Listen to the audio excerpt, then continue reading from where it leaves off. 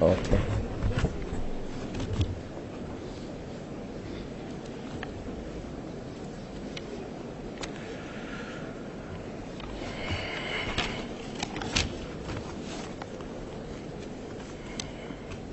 Your Excellencies, heads of state and government, Your Excellency, Mr. Ban Ki-moon, Secretary General of the United Nations, Your Excellency, Dr. Nkosazana Dlamini Zuma, Chairperson of the African Union Commission, Honorable Ministers, representatives of regional and international organizations, representatives of private sector institutions, distinguished delegates, and invited guests, ladies and gentlemen, comrades and friends.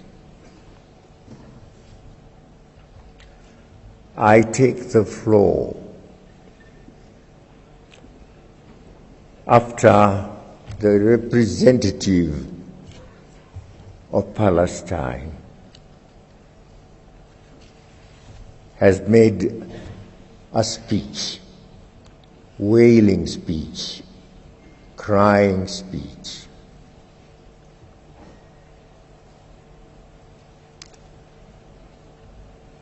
A repeat of what has happened before. It happened last year, it happened the year before, it happened in 1963. The voice of Palestinians being expressed here, the cry of the Palestinians reaching our ears here. For how long are we going to listen to the leader of the PLO? When shall we ever listen to the President of the State of Palestine? When shall that ever come, Mr. Ban Ki-moon? You are leaving us before the settlement of the people of Palestine. They are not settled yet. They are in a state which belongs, I don't know to whom, not free.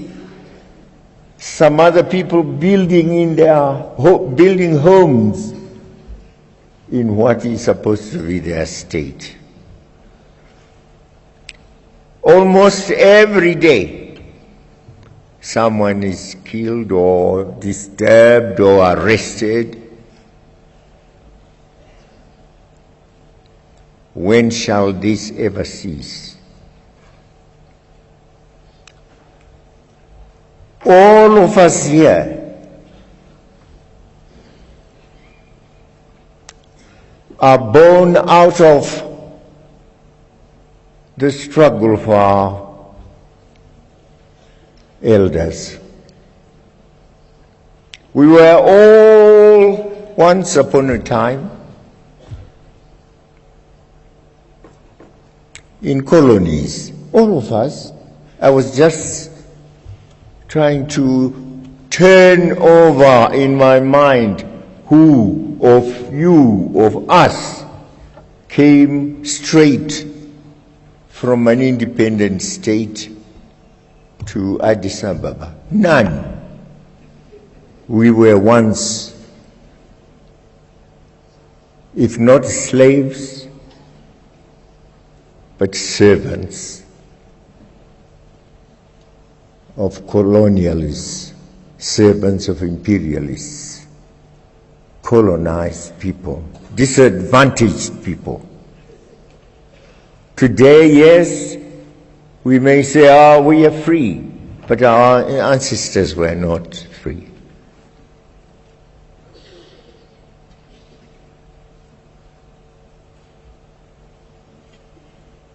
There are blacks across the Atlantic.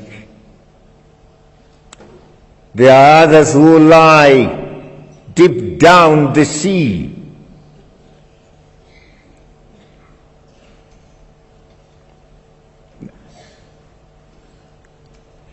Skeletons have vanished. The oceans have worked on their skeletons. Our forefathers, as they were being dragged, going across.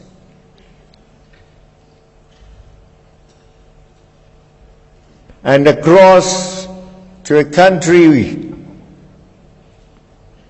where they labored, toiled, and died for. They are no better.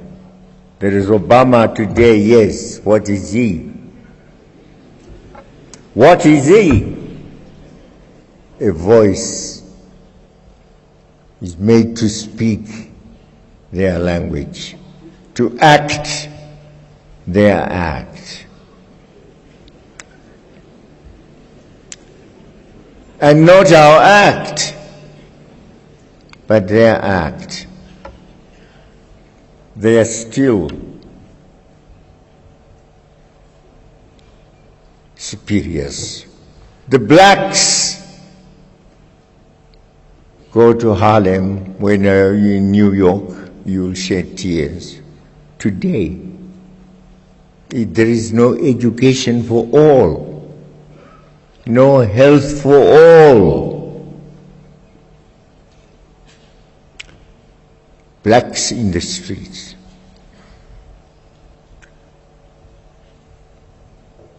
And nobody seems to talk about it. But they instead still want to talk about us.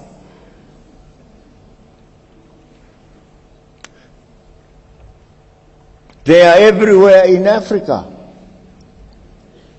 if not physically, but through NGOs, through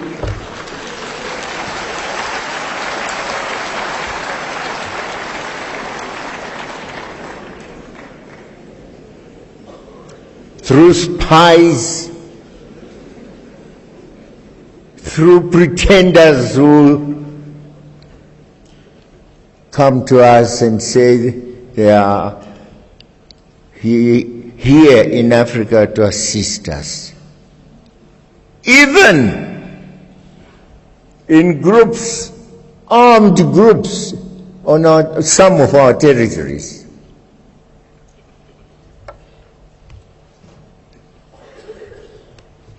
What help is coming from them?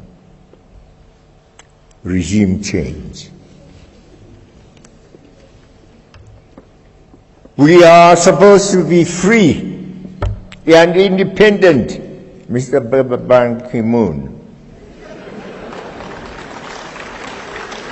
Supposed to be free, the 54 countries.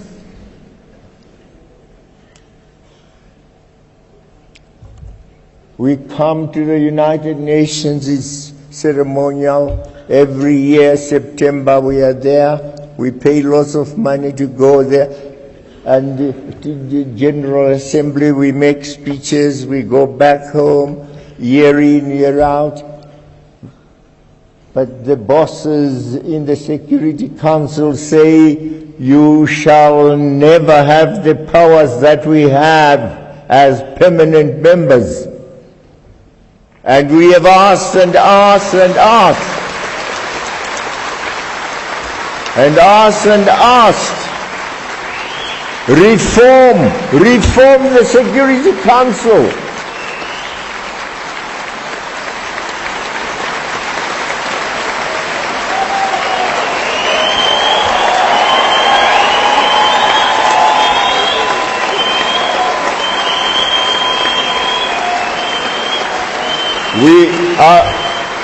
I want to tell you Mr. Ban Ki-moon, you are a good man. You are a good man. But of course, we can't make you a fighter. That's not what your mission was.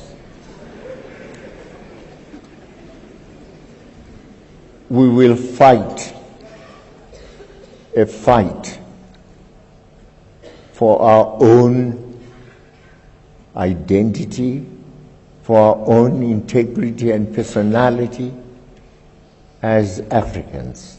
We are Africans.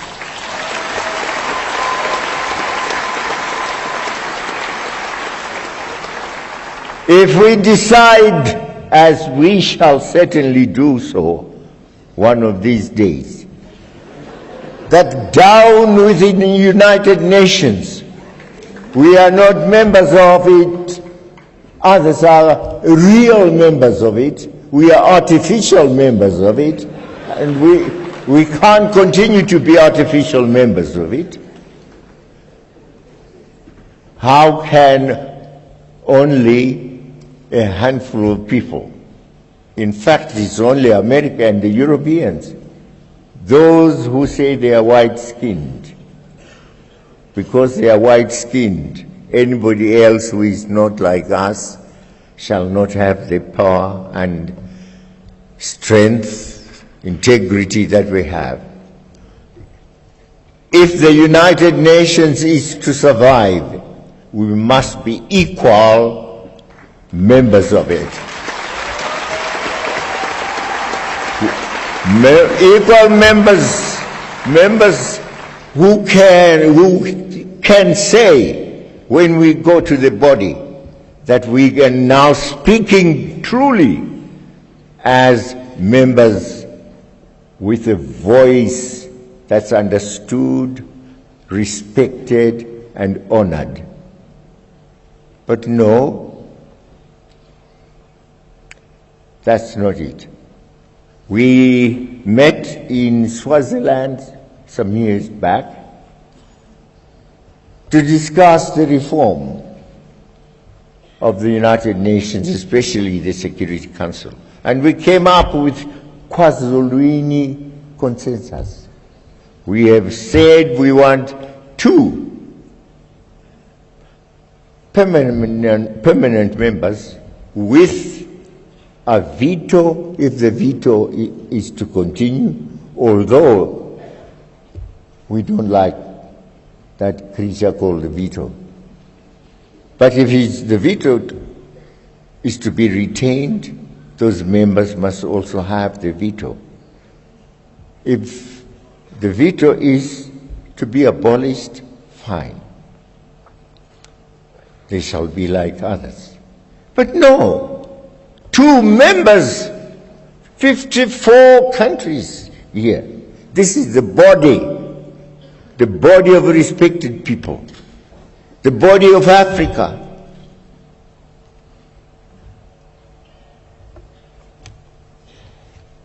So I wonder whether you have told them that we also are humans.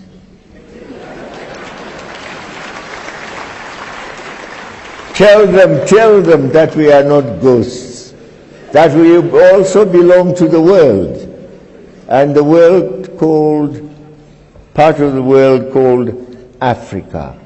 And Africans shall no longer tolerate a position of slavery.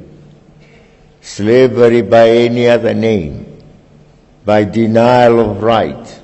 Slavery by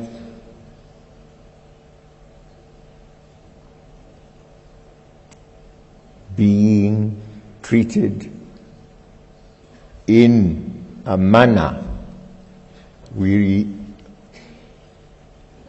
regard as not equal to the manner in which they treat themselves.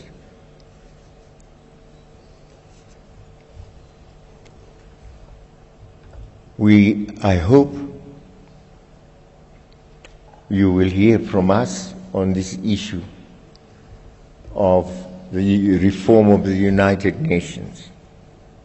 But you have done a good job for us. You have visited our countries, you have wept with us where disease has visited us, whether it was Ebola or some other, where calamities have occurred, where fights have taken place, where terrorism also has affected us. We thank you for that concern as a human being. And so, that distinguishes you from others. Of course, you don't come from those countries. We know where you come from. Your Excellencies,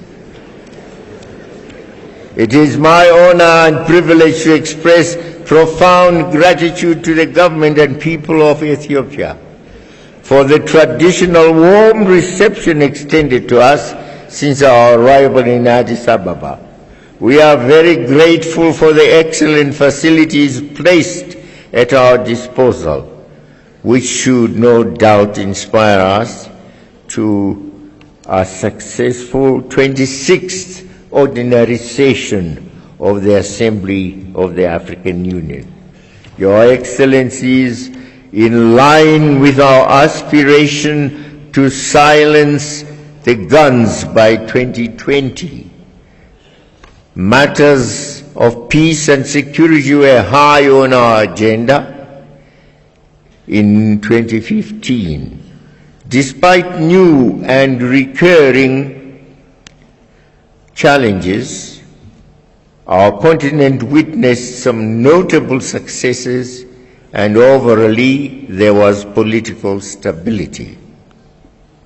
Notwithstanding the spirited attempts to derail transitional processes by negative elements in Burkina Faso and the Central African Republic, the people of these two brotherly countries remained resolute and committed to constitutionalism.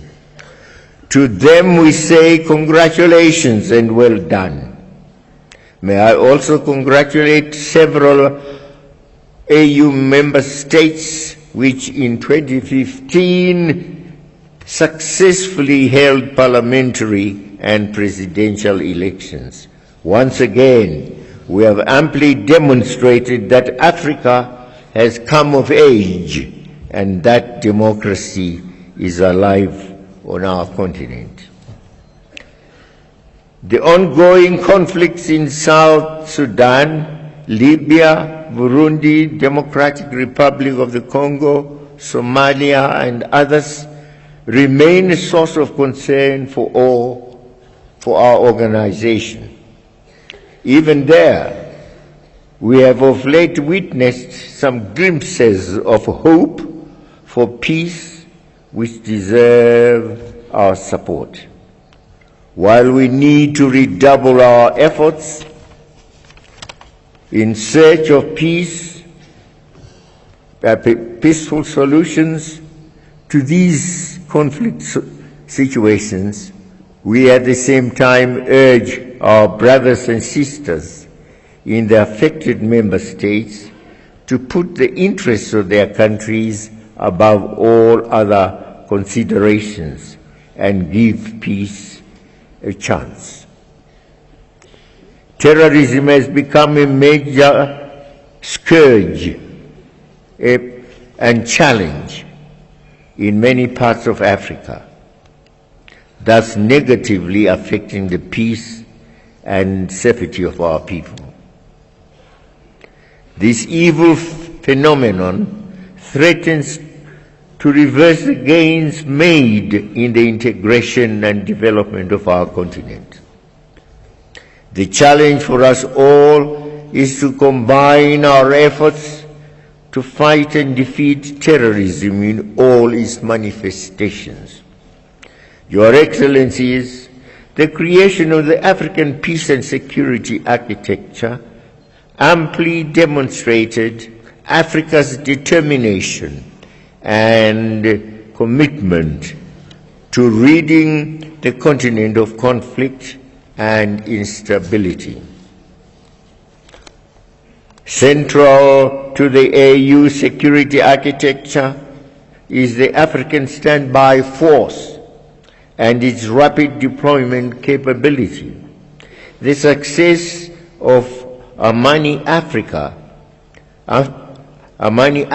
2 field exercises, which were held in South Africa in October-November 2015, means that we now can deploy the Africa Standby Force as a tool for conflict prevention.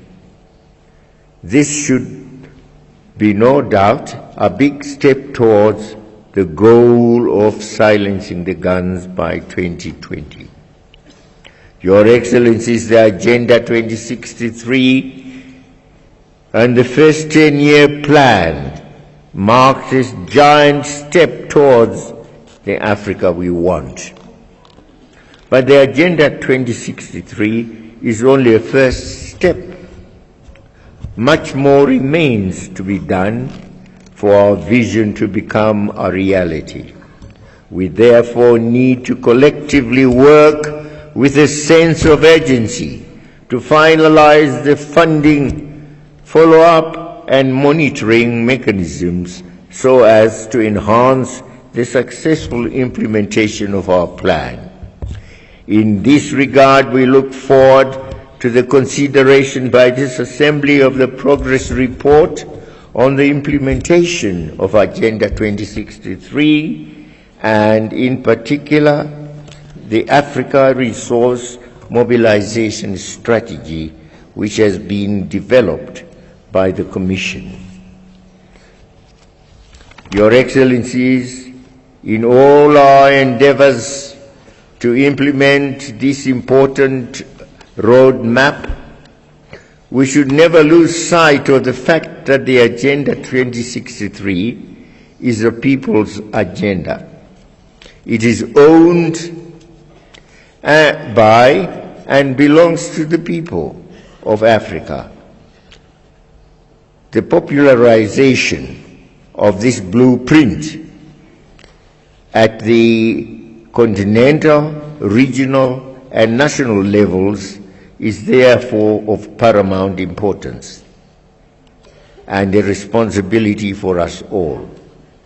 Equally important is the task of domesticating the plan, ensuring that its synergization and synchronization with our national and regional plans takes place. I am happy to note that many of our countries working together with the Commission have already taken significant steps in this regard.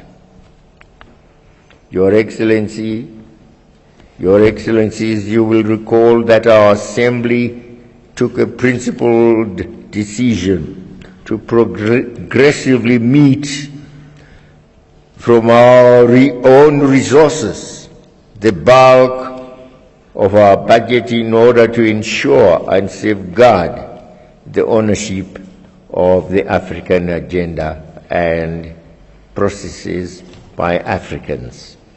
To this end, we decided that by the end of the next 5 years, beginning in 2016, we must meet 100% of our operations budget, 75% of our programs budget, and 25% of the peace and security budget.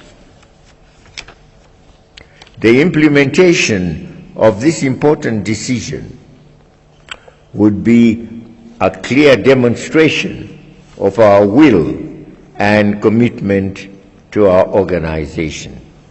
The African Union, of our organization, the African Union, and will enable Africa to occupy its rightful place in the community of nations. While we acknowledge and are indeed grateful for this assistance received from our partners, this must only complement our efforts, our own efforts. It is therefore imperative that we prioritize and pay our member state subscriptions timeously.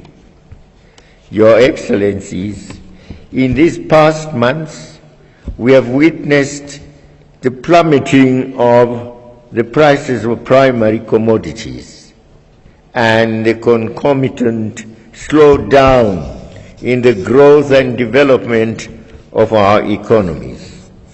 This has negatively impacted on our capacity to eradicate poverty, create employment, particularly for our youths, as well as improving the livelihoods of our peoples.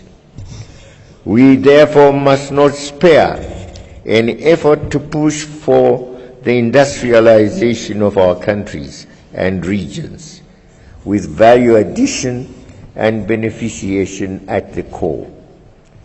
The implementation of the African industrialization strategy should be prioritized.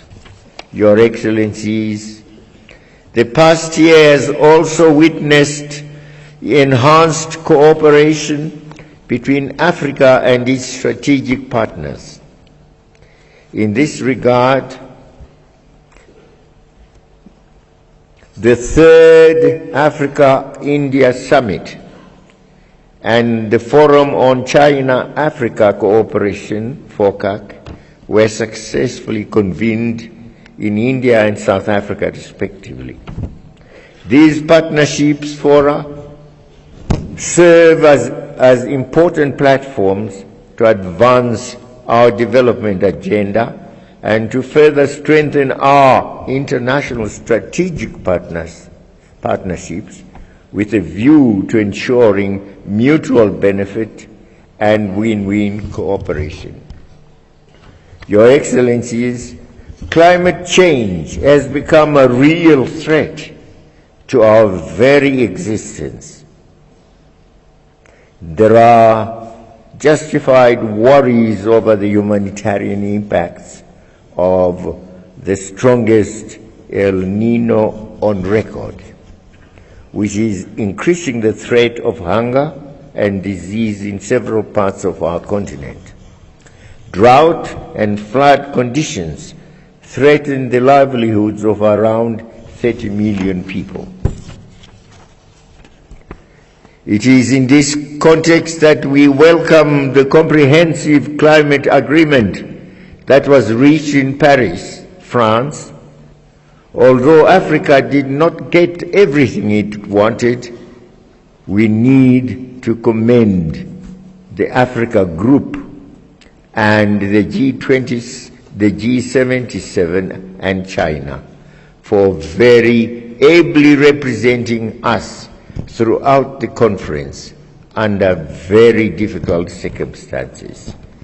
The inclusion in the agreement of the principle of common but differentiated responsibilities and respective capabilities is a positive outcome. Your Excellencies, to improve the way we conduct our business in the African Union, beginning last June, we resolved to begin our summits, as we have done today, in closed session, with an agenda limited to strategic issues of integration, peace and security, governance, and the financing of our union. This should allow us to deal with issues in a more focused and robust manner. We also strongly believe that a well-resourced, appropriately trained and highly motivated commission will help us deliver better and faster. We need to have a commission that is lean, effective, and efficient. As we proceed with the restructuring, we must uphold the cardinal principle of equitable geographical distribution of the Commission posts, without compromising, of course, on quality. This ensures that the Union belongs to all of us. Your Excellencies, with regard to the need to adhere to common African positions, it would be remiss of me not to mention disturbing dissonance among member states on the unresolved decolonization of the Sahrawi Arab Democratic Republic. Under no circumstances should the unjustifiable colonization of a legitimate and full member of the Union be condoned. Allowing history to be rewritten in order to justify the blatant occupation and colonization of a sister country goes contrary to the decolonization ethos of our founding fathers.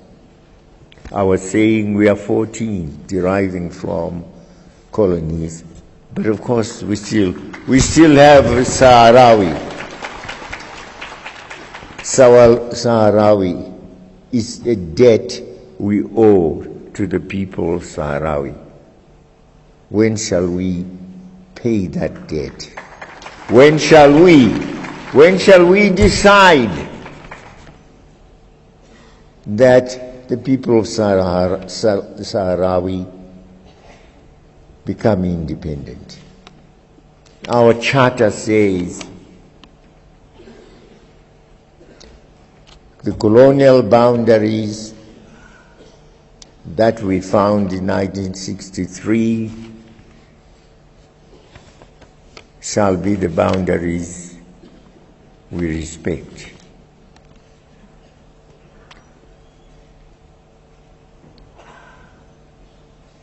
We are all free. Let the people of Sahrawi also be free.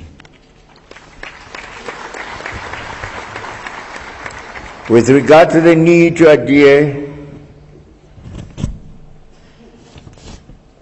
allowing history to be rewritten in order to justify the blatant occupation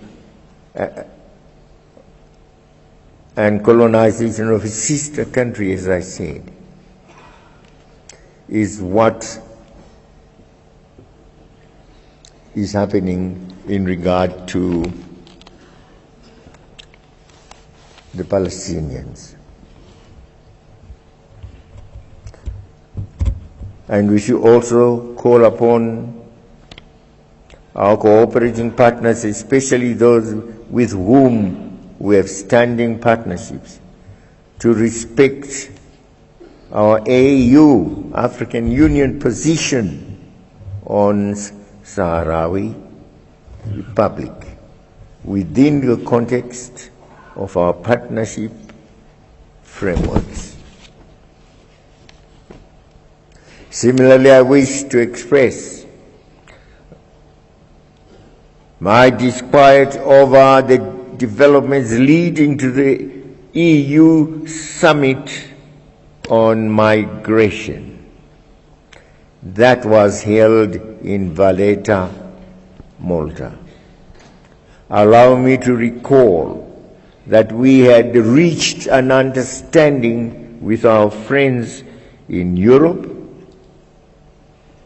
I stammer to say friends, but nevertheless I managed to pronounce the words. Friends in Europe, that we would have a summit to address the issue of migration, which is of common concern to all of us. Alas, at the last minute, we had only a few of us from Africa would be invited. While I fully appreciate that we are affected differently by migration, there is need for a collective approach for the common good of all of us. Let the common interests of Africa unite us, please. Unite us on this and other global issues as well. For, as that song by that group of singers rang, united we stand, divided we fall. So on this one we were divided. Let's not be divided. The principles of unity, solidarity, and freedom bequeathed to us by our forebears from the bedrock of organization,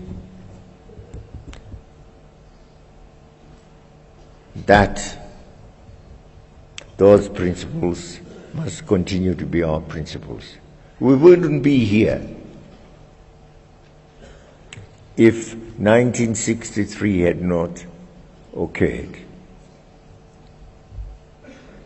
And I can tell you, even as we, as freedom fighters then, sought assistance in the South, it was not just in the South. I remember about 1978-79, moving to Guinea-Conakry, to Senegal,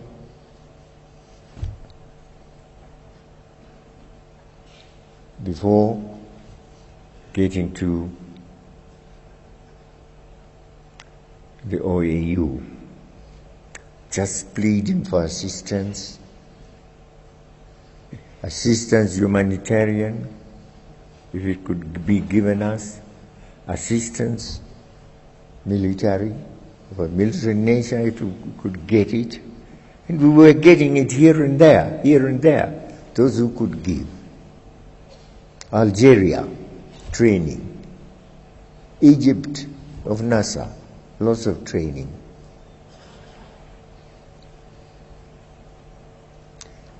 And as 1963,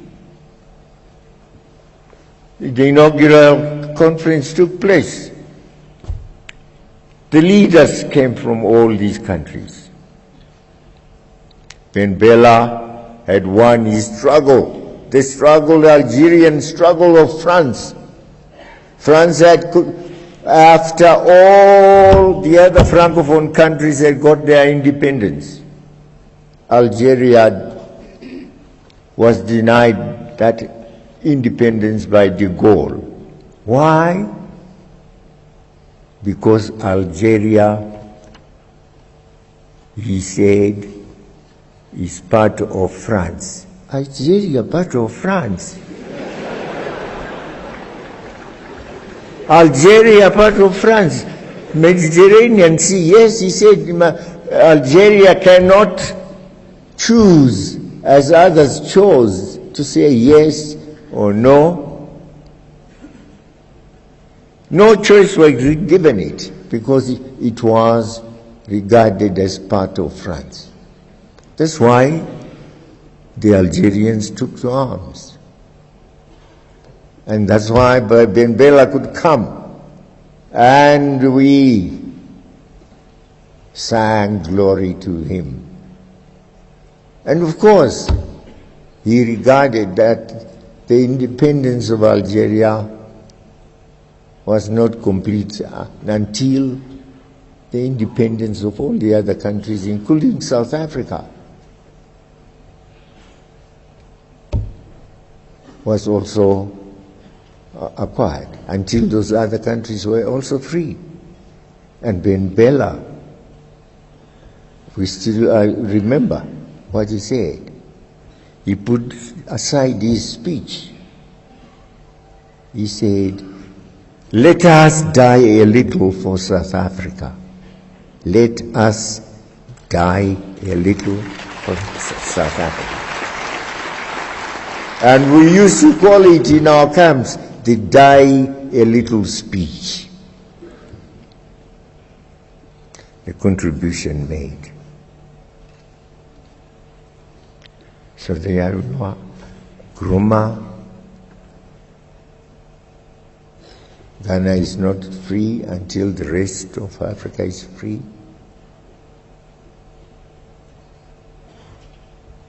That spirit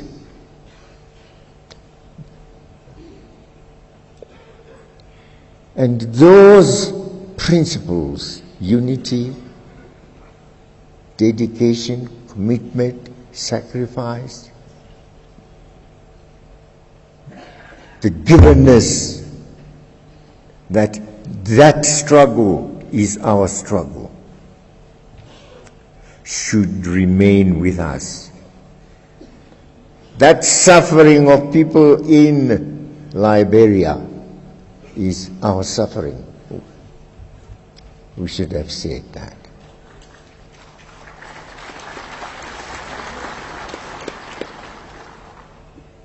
The people dying because of Boko Haram in Nigeria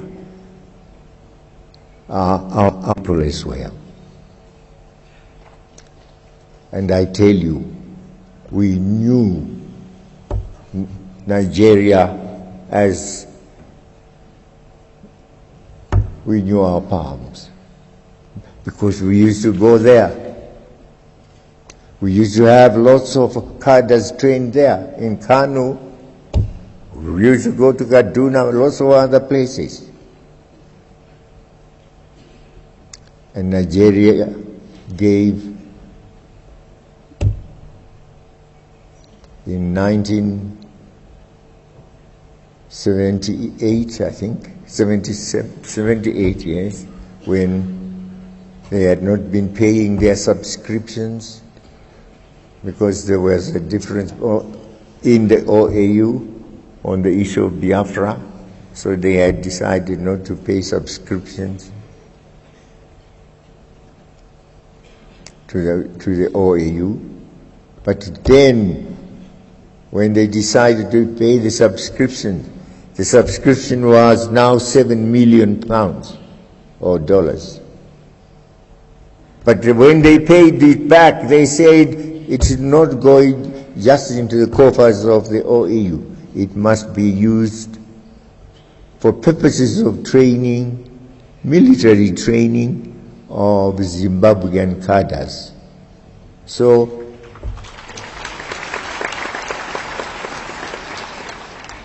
Gomo and I and Brigadier Gaba used to go to the camp to the base where this group of our cadres was being trained. That is a contribution we made. I could give you other forms of contribution made. I will be, after this, I'll be talking about Hashim Bita, who headed the Liberation Committee established in Tanzania. And the Liberation Committee was meant to source arms for us. And all our liberation committees were there. From Guinea-Bissau and Cape Verde, Cabral. We were all in Tanzania.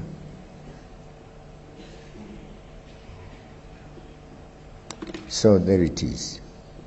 Africa wanting the Africans who were still under the burden of colonialism to be free. And that is why I have great respect for all of us. To me, you come to my country, it's your country. I go to your country, it's also my country. You can't chase me. You can't chase me and I can't chase you. That's it, the African spirit. We had to fight for it also. You had to starve for it, to sacrifice for it.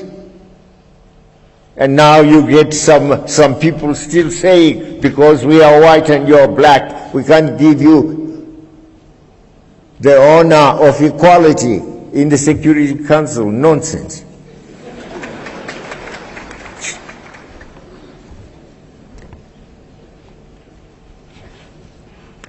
That should stop. Mr. Ban Ki-moon, just tell them for the last time, just as a message that you have heard for the last time from here, that there should be real equality in the Security Council. We can't just be coming to the General Assembly to make empty, hollow speeches and go back home. Nobody takes care of all the concerns we express. No. And anyway,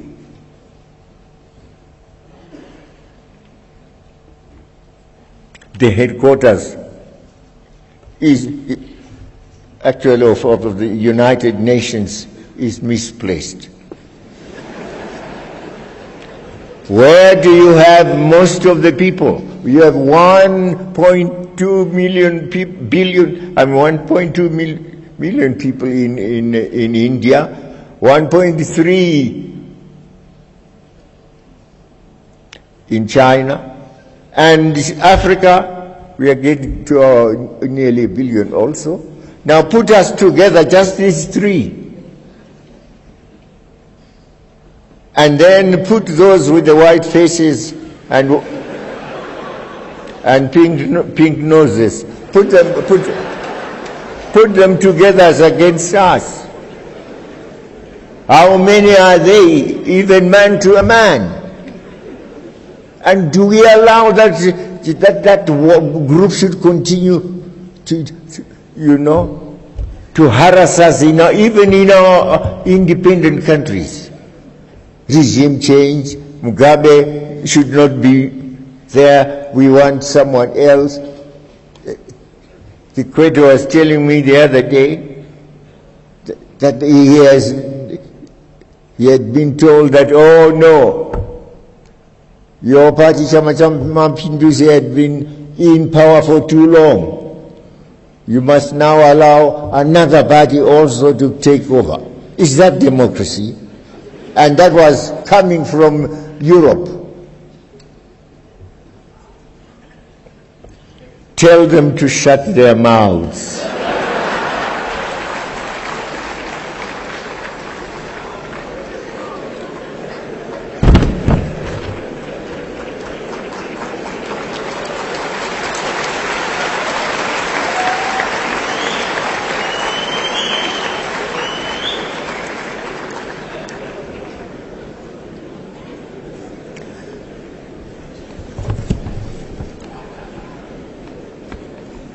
Ladies and gentlemen, comrades and friends, I am about to hand over the collective stewardship of this august body. I would like to take this opportunity to express my sincere gratitude to you, my colleagues, for the support you so generously rendered me and my country during our chairmanship of this continental body. I thank you immensely. I was very happy. I visited a number of countries, sometimes just to attend inauguration ceremonies, sometimes also to be present as I was in Mali at a signing ceremony, and where I was asked to come, as in Tanzania, the youth conference there, and in several others. I did travel quite a lot, and I enjoyed it very much to be with the people and to be with the young people. And our message, of course, is always that tomorrow, today is our day. Tomorrow, you, the young people, is your day also. And we, the fathers of today, we, the mothers of today, we men are also with you women. Together we must work for our children and groom them up. See they are healthy, see they are educated, see they have skills, and see they are ideologized. They know the history of their country. They are proud to be Africans. So let's bring our youth up. So it was really an honor to guide the work of our organization in the past year and make our own humble contribution towards building the Africa we want. In conclusion, I would like to reaffirm my unwavering support and that of my government to the incoming person, to my brother of Chad. I am confident that the Assembly will lend the incoming chair its full support. So the President of Chad, we wish you well.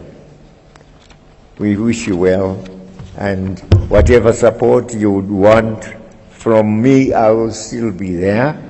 I will still be there until God says, come. Then I'll go and join the others. But as long as I'm still alive, I'll still have the punch. So I want to thank you, and thank you a lot. I want also to thank the Commission, Mai Zuma, and your Commission and Commissioners for all the support that they gave me and our togetherness as we looked forward together, and we tried to put things together. So I say forward ever, backwards never. Asante sana. Merci beaucoup. Muchas gracias. Tatenda siyabonga.